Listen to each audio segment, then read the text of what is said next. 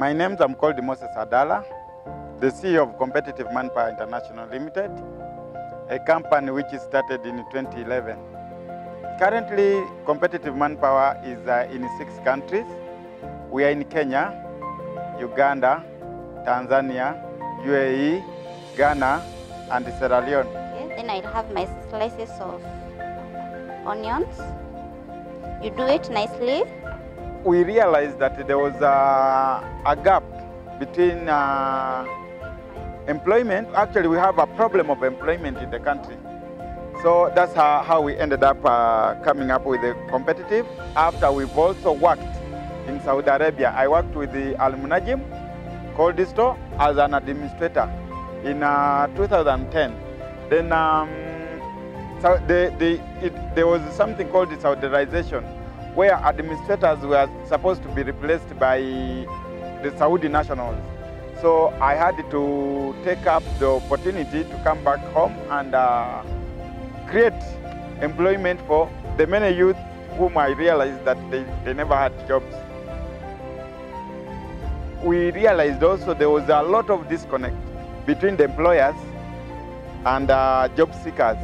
This is as a result of having different levels of technology.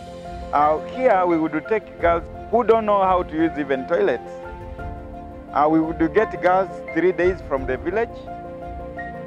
The 3rd day, we have done everything, all the paperwork is on the flight to Saudi.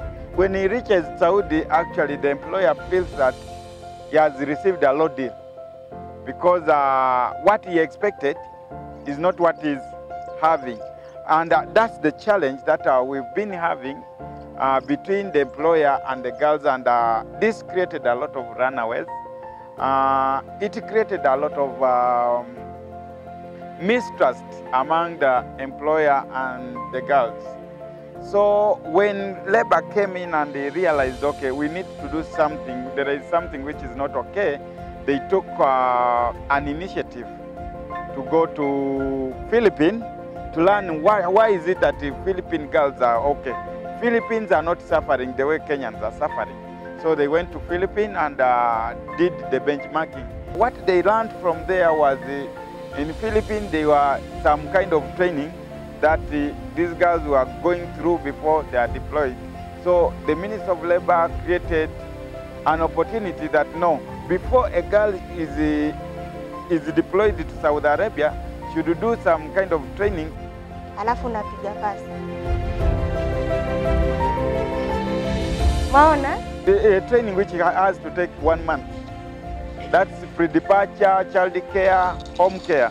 So the government came up with a program of training, and that's how we took up the opportunity, because we are part of the people who are getting a lot of challenges. So we formed the Competitive Training Institute with the help of National Employment Authority and the National Industrial Training Authority, NITA. The level at which the distress calls are coming in are less as compared to the time when there was no training.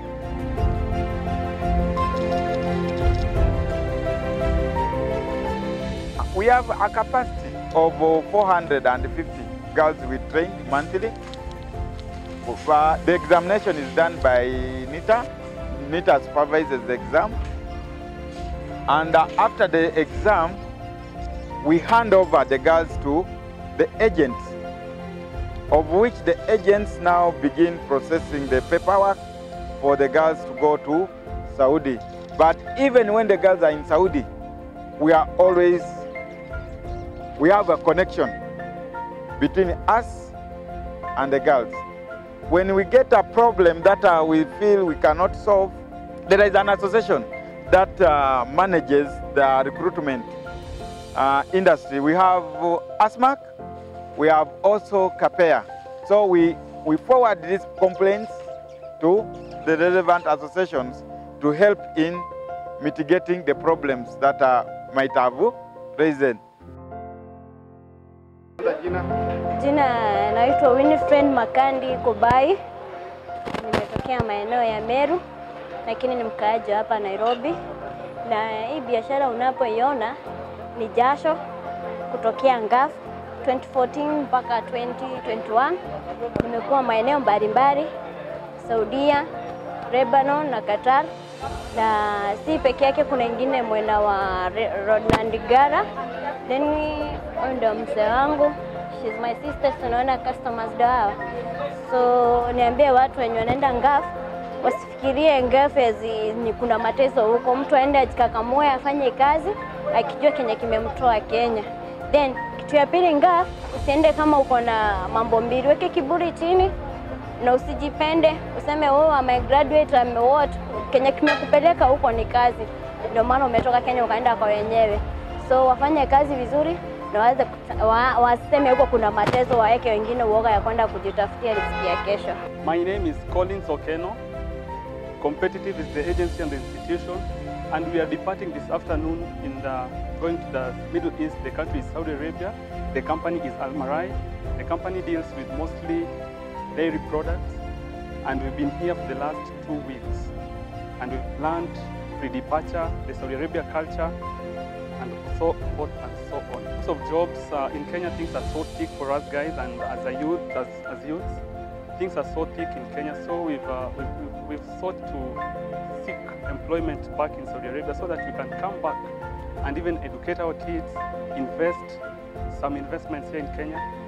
And of late we've heard the fuel going up, and that one brings the life here in Kenya to be so difficult for us, especially as young guys. And the leaders have been always telling us there is employment of election, every election year, but unfortunately youths end up jobless and being used by the politicians. My advice to the young guys of this country, do not be afraid of taking the opportunities, and there is no successful man in this world has been successful without taking. Naitwa Bernard Asikol.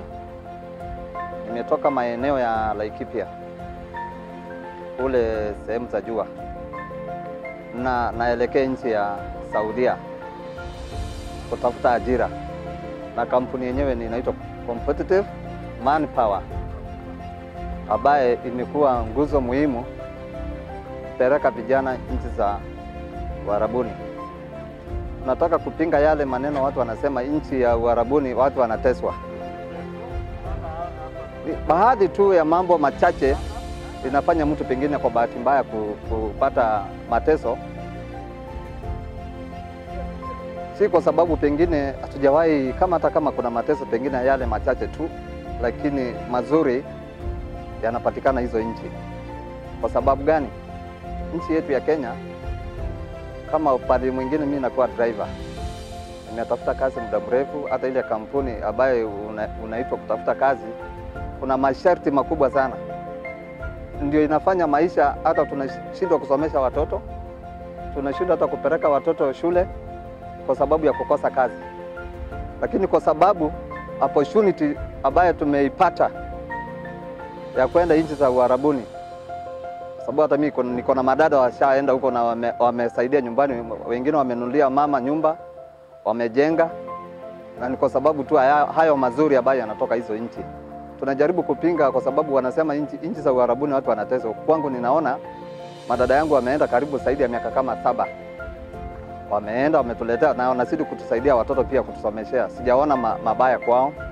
Pengine ile tu baadhi moja tu, najua iko sangi mmoja. Kwa majina anaitwa Christopher Ndua kutoka Machakos County, Muga Hills. Nimekuwa na watoto nyumbani siku mingi.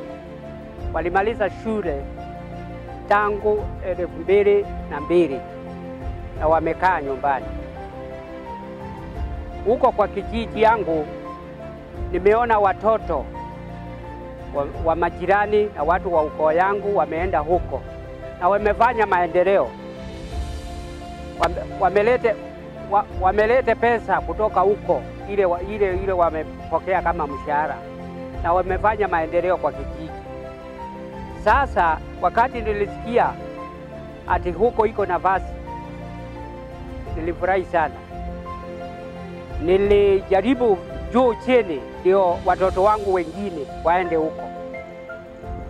na wako hapa, na nimesema nitawashirikisha mpaka nijue wameingia kwa ndege waende.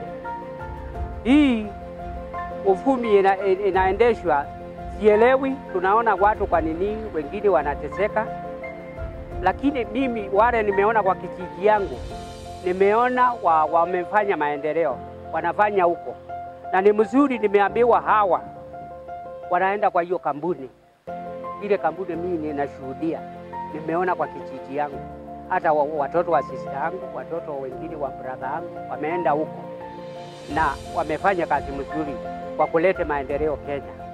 Kwa hivyo mimi nashukuru sana kwa hii nafasi imepatikana.